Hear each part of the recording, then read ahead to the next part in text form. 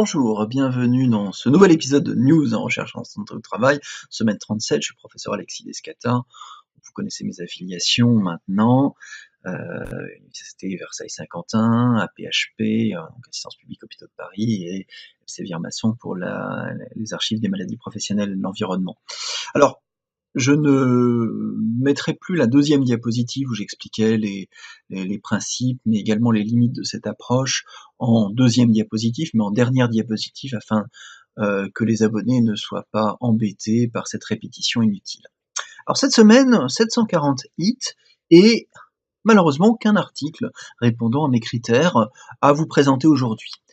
Alors je ne vais pas m'arrêter là, je vais vous rappeler un petit peu la méthode, plutôt la méthodologie que j'utilise pour vous présenter ces articles. Alors première chose, je regarde un petit peu tout ce qui paraît dans le domaine des revues en santé au travail internationales, en regardant l'ensemble du sommaire, et puis dans les revues cliniques générales ou spécialisées, je mets des mots-clés pour justement faire attention à ne sélectionner que des articles dans le domaine de la santé au travail. Une fois que j'ai ça, c'est le nombre de hits que vous avez chaque semaine, je regarde le titre pour savoir si c'est potentiellement intéressant. Si c'est potentiellement intéressant, je vais voir l'abstract, ou en plus de l'intérêt, je regarde la méthode, pour savoir si la méthode de l'article semble être suffisamment rigoureuse pour apporter quelque chose.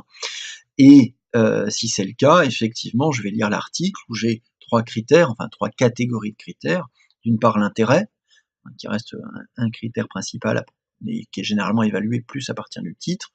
La méthode, qui cette fois-ci doit être décrite de manière suffisamment importante pour être reproductible, et justement, je regarde s'il n'y a pas des biais majeurs qui rendent les études de manière non interprétable, notamment en pratique.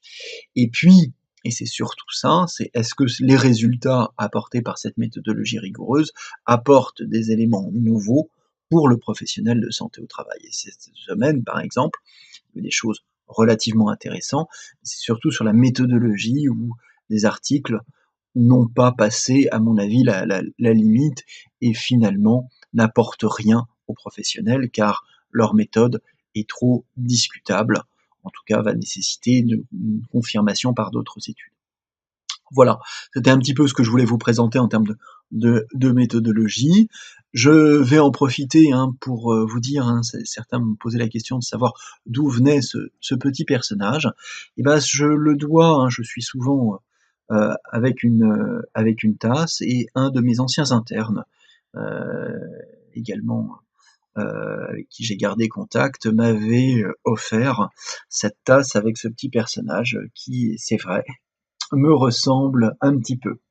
Voilà, et ben écoutez, comme convenu, voici la dernière diapositive, et je vous donne rendez-vous la semaine prochaine avec, on l'espère, de nouveau un article au moins intéressant à vous présenter. Bonne journée, bonne semaine, et à bientôt.